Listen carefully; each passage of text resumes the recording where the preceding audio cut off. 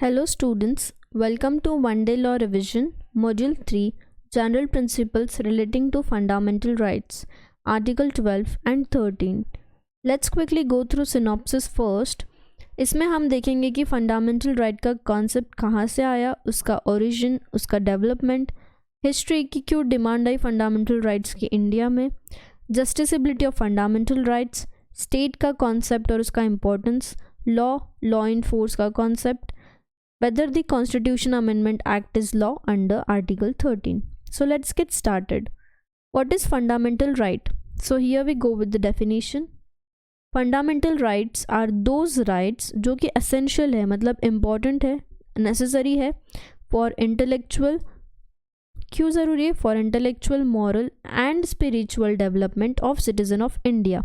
कि इंडिया के सिटीजन के लिए इंटेलेक्चुअल, मॉरल और स्पिरिचुअल डेवलपमेंट के लिए, ऑल राउंड डेवलपमेंट के लिए इट इज़ इम्पॉर्टेंट कि कुछ राइट्स फंडामेंटल हो और which are essential for existence and all round development of individuals, तो उन राइट्स को हम फंडामेंटल राइट्स बोलते हैं. अब जो फंडामेंटल राइट्स है वो कॉन्स्टिट्यूशन के पार्ट 3 में दिए गए हैं, दैट इज़ आर्टिकल 12 to 35. बाकी कॉन्सेप्ट्स आइडियाज़ की तरह ही कॉन्सेप्ट ऑफ फंडामेंटल राइट को बोरो किया गया है वेस्ट से, from the western countries. Relating this idea of fundamental rights in this era of human rights, the two bases to this theory are reflected in our Indian liberal constitutionalism. तो ये दो bases क्या है? Firstly, it imposes a negative obligation on the state not to interfere in the liberty of individual.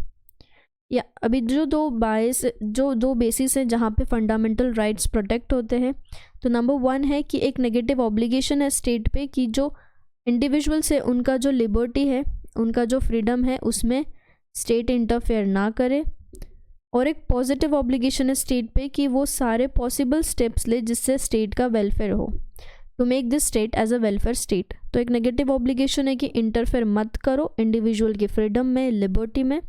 Second, एक positive obligation है कि state सारे वो पॉसिबल स्टेप्स लेगा जिससे स्टेट का वेलफेयर हो, भला हो, उद्धार हो, डेवलपमेंट हो.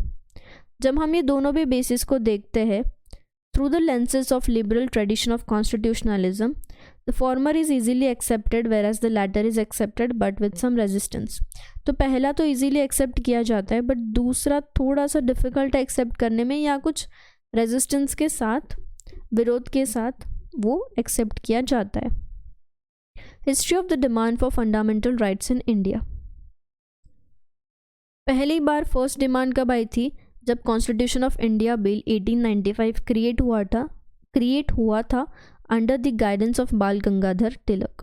बाल गंगाधर तिलक के गाइडेंस में फर्स्ट बार कॉन्स्टिट्यूशन इंडियन बिल 1895 बना था, जहां पहली बार फंडामेंटल राइट्स की डिमांड देखी गई थी. इस बिल को पॉपुलरली बोला जाता था स्वराज बिल ऑफ 1895, जिसमें freedom of speech, right to privacy, right of franchise के बारे में बात की गई थी. मद्रास सेशन जो कि 1927 में हुआ था, वहाँ पे एक रिजोल्यूशन में इस ड्राफ्ट को स्वराज कॉन्स्टिट्यूशन बोल के अडॉप्ट किया गया था. मोतीलाल नेहरू ने अपनी रिपोर्ट में इन द ईयर 1928 डिमांड किया था कि इनएलिएनेबल फंडामेंटल राइट्स मिलने चाहिए इंडिया के लोगों को. ये बेसिकली इंस्पायर हुआ था अमेरिकन बिल ऑफ राइट्स से, जिसका बहुत इम्पैक्ट था इंडियन लीडर्स पे. बट ये जो रिपोर्ट थी नेहरू की, इसको साइमन कमीशन ने डिस्कार्ड कर दिया कि why India needs fundamental rights, हम गवर्न करेंगे. दैट वाज द रीज़न कि साइमन कमीशन ने नेहरू की रिपोर्ट को डिस्कार्ड कर दिया. जस्टिसेबिलिटी ऑफ फंडामेंटल राइट्स. अब इसमें हम 5 पॉइंट्स देखेंगे. Law inconsistent with fundamental rights. कोई लॉ ऐसे होते हैं जो हमारे फंडामेंटल राइट्स से इनकन्सिस्टेंट होते, अलग होते, अपोजिट होते. That is covered in article 13. Unconstitutionality of statute, doctrine of eclipse, doctrine of severability, waiver of fundamental rights. So let's see one by one. Law inconsistent with the fundamental rights. Article 13 deal करता है ऐसे law से जो हमारे fundamental rights से inconsistent है. जो भी लॉ इंडिया में चलते थे, जो लॉ इन फोर्स थे कॉन्स्टिट्यूशन आने के पहले, जो कि इनकन्सिस्टेंट थे कॉन्स्टिट्यूशन से या फंडामेंटल राइट्स से, उनको पहले ही वॉइड डिक्लेयर कर दिया गया था. स्टेट ऐसा कोई लॉ नहीं बनाएगा विच takes away or abridges the right conferred by this part and any law made in contravention of this clause shall to the extent of the contravention be void. State ऐसा कोई law नहीं बना सकता है जो fundamental rights को कॉन्ट्रवीन करता है या इस पार्ट को कॉन्ट्रवीन करता है, और अगर स्टेट ने ऐसा कोई लॉ बनाया तो उसको वॉइड माना जाएगा। तो इस आर्टिकल में स्पेसिफिकली लॉ का डेफिनेशन दिया गया था कि लॉ में क्या क्या चीज़ें इंक्लूड होगी। Law includes any ordinance passed by the government, order, bye laws, rules, regulations, notifications, custom or usages having in the territory of India the force of law. अब लॉ इन फोर्स क्या है? Law in force includes law passed, जो law pass हुआ है या legislature ने बनाया है, और any other competent authority in India before the commencement of this constitution and not previously repealed. मतलब कॉन्स्टिट्यूशन बनने के पहले बनाया गया और उसको रिपील नहीं किया गया, कैंसिल नहीं किया गया, तो उस लॉ को लॉ इन फोर्स बोला जाता है। Not with standing anything that any such law or any part thereof may not be then in operation either at all or in particular areas. Nothing in this article shall apply to any amendment of this constitution made under article 368. इस article में की कोई भी चीज़ें article 368 में किए गए amendments पर लागू नहीं होगी। अनकॉन्स्टिट्यूशनलिटी ऑफ स्टैट्यूट। अब जैसे हमने ऊपर आर्टिकल 13 में देखा कि स्टेट ऐसा कोई भी लॉ नहीं बना सकता है जो फंडामेंटल राइट्स को कॉन्ट्रावीन करे, उसका अपोजिट हो। अगर ऐसा कुछ है तो जितना कॉन्ट्रावेंशन है उस एक्सटेंट तक हम उसको वॉइड मानेंगे। तो the judicial review is the power of the court to pronounce upon the constitutionality of legislative act which falls within the normal jurisdiction to enforce and the power to refuse to enforce such as they find to be unconstitutional and hence void.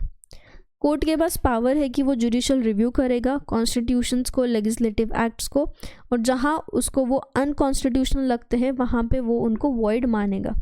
तो unconstitutional law का statute क्या है कि उनको हम void मानेंगे।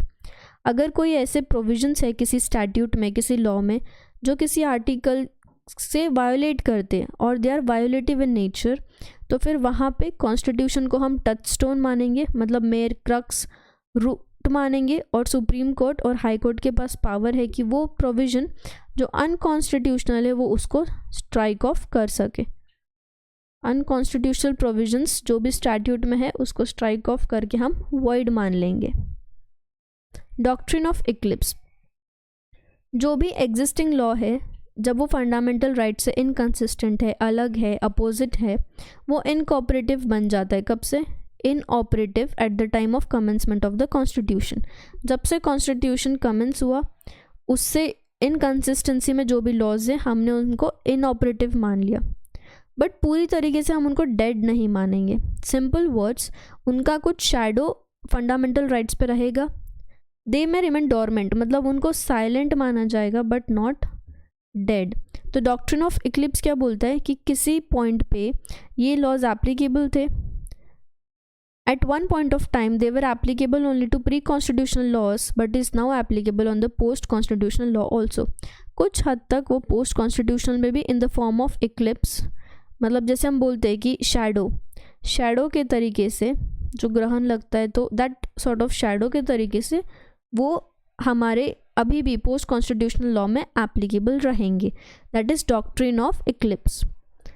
Now doctrine of severability. पूरा act invalid नहीं मानेंगे हम जो इनकंसिस्टेंट है विद द कॉन्स्टिट्यूशन या विद द फंडामेंटल राइट। जो पर्टिकुलर पार्ट इनकंसिस्टेंट है उसको ही हम वायलेट करेंगे, which is separable from that which does not isolate them. But अगर वैलिड पोर्शन बहुत क्लोजली मिक्सड है विद द इनवैलिड पोर्शन कि उसको सेपरेट नहीं किया जाता है, विदाउट लिविंग एन इनकम्प्लीट और मोर और less mingled remainder, the court will declare the entire act void. अगर पहले हमने क्या बोला कि जो पार्ट इनकंसिस्टेंट है उतना सेपरेट करो और उसको आइसोलेट कर दो, और जो इनकंसिस्ट नहीं है इसको वायलेट नहीं करना है, जो वायलेट नहीं करता है तो उसको हम आइसोलेट नहीं करेंगे, वो इन्फोर्स रहेगा। बट अगर ऐसा कुछ पॉइंट है या कुछ प्रोविज़न है जो वैलिड पोर्शन इनवैलिड से हटाया नहीं जा रहा है और उनको सेपरेट करने पे कोई मीनिंग ही नहीं बचेगा, तो फिर इन दैट केस उसको पूरा एंटायरली उसको वॉइड माना जाएगा। तो ये वॉइड सेपरेट करने का जो प्रोविज़न है उसको बोलते हैं डॉक्ट्रिन ऑफ सेवरेबिलिटी या तो रिपेरेबिलिटी। सुप्रीम कोर्ट ने ये डॉक्ट्रिन का प्रोविज़न कंसीडर किया था A K Gopalan versus state of Madras case में, and held that the prevention detention minus section 14 was valid as the omission of section 14 from the act will not change the nature and object of the act, and therefore the rest of the act will remain valid and effective. Waiver of fundamental rights. एक question था कि fundamental rights जिस person के पास है क्या वही person उसके rights को वेव ऑफ कर सकता है क्या। एक फेमस केस में बशेश्वर नाथ वर्सेस CIT ये फैक्ट्स सामने रखे गए थे कि क्या petitioner has concealed large amount of income, petitioner ने उसकी इनकम छुपाई थी, and in order to escape from the liability petitioner ने मान लिया कि वो जो भी उसने इनकम पे टैक्स छुपाया था under section 8A he will pay 3 lakh in monthly instalments by way of arrears of taxes and penalty, कि हर मंथली इंस्टॉलमेंट में वो 3 लाख पे करेगा। अब ये जो इनकम टैक्स के रूल्स है वो अल्ट्रा वायरस है, मतलब beyond the power of constitution है, वो बियॉन्ड द पावर है टू द कॉन्स्टिट्यूशन, कॉन्स्टिट्यूशन में ऐसा कोई पावर नहीं है, तो they are beyond the power to the constitution. तो अब वो वायलेट कर दे किसको, आर्टिकल 14 को, equal rights equality before law, and that he is not suppose to pay the tax. But यहाँ पे बोला गया था कि article 14 can not be waived, since then the law has been settled that the fundamental right can not be waived. Concept of state and its importance. State को define किया गया था आर्टिकल 12, कॉन्स्टिट्यूशन के आर्टिकल 12 में state को define किया गया था। ये एक इंक्लूसिव डेफिनेशन की ये इंक्लूड करता है authorities and instrumentalities functioning within or without the territory of India which shall be deemed to be the state. State का जो कॉन्सेप्ट है उसका ओरिजिन आया है from the ancient Greek city state. In normal words, state can be defined as society politically organized. तो state को हम define करते हैं as a society politically organized.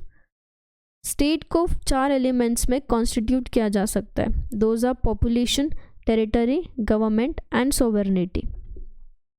State important है क्योंकि वो इकलौती legitimate authority है जो decisive action लेगी जिससे एक big human community को govern किया जाएगा, और कोई भी इंस्टीट्यूशन को ऐसा कोई पावर नहीं दिया गया है। आज इम्पॉर्टेंट है कि हर नेशन में स्टेट हो, स्टेट की अपनी गवर्नमेंट हो, अलग अलग कैरेक्टरिस्टिक्स के स्टेट होते तो उनकी गवर्नमेंट उस स्टेट को अक्रॉस द वर्ल्ड रिप्रेजेंट करती है। So this is the concept of state and its importance. Concept of law and law in force. Law को नॉर्मली ये समझा जाता है कि लॉ एक सिस्टम ऑफ रूल है जो कि क्रिएट किया गया है, सोसाइटी पे एनफोर्स किया गया है, जिससे सोसाइटी के जो कंडक्ट है उसको गवर्नमेंट रेगुलेट कर पाएगी। Although its precise definition is a matter of long standing debate. Article 13 clause 1A में डिफाइन किया गया है लॉ को, and law includes ordinance, order, bylaws, rules, regulations, notification, custom or usage having in the territory of India the force of law. Definition is enumerative rather than substantive, that is it mentions some of the normal forms in which the law find its expression. मतलब ये definition को हम fix नहीं बोल सकते, it is in debate but normally this can be the definition क्योंकि ये काफ़ी हद तक express करता है कि law क्या है। Law in force को define किया गया था article 13 clause 1B. It includes prior laws. Law in force मतलब पहले के लॉ जो कॉन्स्टिट्यूशन ऑफ इंडिया के कमेंसमेंट के पहले आए थे बट उनको रिपील नहीं किया गया, तो ऐसे लॉज जो इंडिया में लागू थे before the commencement of constitution and not previously repealed, उनको हम लॉ इन फोर्स बोलेंगे। Notwithstanding that any such law or any part thereof may not be then in operation either at all or in particular areas. But अगर कोई particular area में ये laws operational नहीं है तो फिर उनको लॉ इन्फोर्स नहीं माना जाएगा। Whether the constitution amendment act is law under article 13। Supreme court ने बोला था कि लॉ का जो वर्ड है जो हमने डिफाइन किया था आर्टिकल 13 में, it did not include the law or amendment made by the parliament under article 368। Specifically बोला था कि वर्ड लॉ में जो भी अमेंडमेंट्स किए गए 368 आर्टिकल में वो इंक्लूड नहीं किए जाएंगे। बट ये जो डिसीजन था इसको ओवर रूल किया गया था सुप्रीम कोर्ट से ही in Golaknath versus state of Punjab. Decision resulted in certain problems. Finally, the Supreme Court in Keshavanand Bharati AIR 1973 Supreme Court 146 upheld that validity of Constitution Act 1971 and overruled the decision of Gokalnath case. So this was about the principles relating to fundamental rights, Article 12 and Article 13. 12 talks about state and 13 talks about fundamental rights. So I hope you understood. Thank you.